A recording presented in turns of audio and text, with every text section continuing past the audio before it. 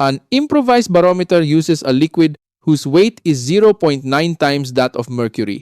At the base of a mountain, the barometer reading is 850 millimeters.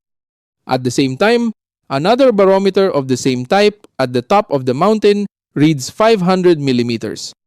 Determine the height of the mountain in kilometers, assuming the unit weight of air is 12 newtons per cubic meter. Merong reading, may dalawang reading sa bottom ng mountain at top ng mountain. Doon sa base ng mountain, the reading is 850 millimeters. Yung reading na yan is equivalent pressure head. Sa top ng mountain, 500 millimeters. Okay, so ang hinahanap is equivalent height of the mountain. So yung fundamental natin dito is just pressure is equals to gamma times height. Let us calculate first for the gamma of the liquid or the unit weight of the liquid that being used in reading this pressure head. Ang sabi dito that ang ginamit na liquid is not the mercury, but instead it is 0.9 times the mercury.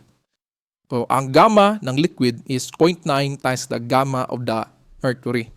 So 0.9, ang gamma ng mercury, dapat alam natin to, no? Ang specific gravity ng mercury is 13.6. So, ang gamma ng mercury is specific gravity of mercury times gamma water. Yung gamma ng specific liquid na ginamit is 0.9. Specific gravity ng mercury, 13.6. Gamma ng water, gamitin ko lang ng Newton per cubic meter para maging consistent tayo sa ginamit na unit weight ng air.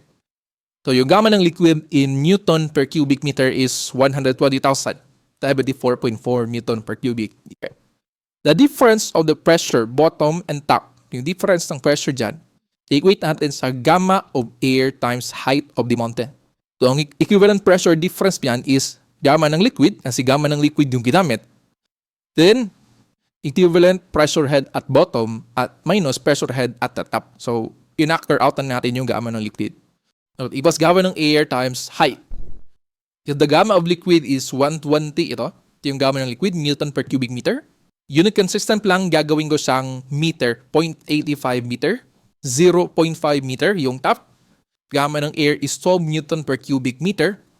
Height ng mountain, equivalent height ng mountain, so you'll get here, expect a unit of meters, 3502 meters, that is 3.5 kilometers.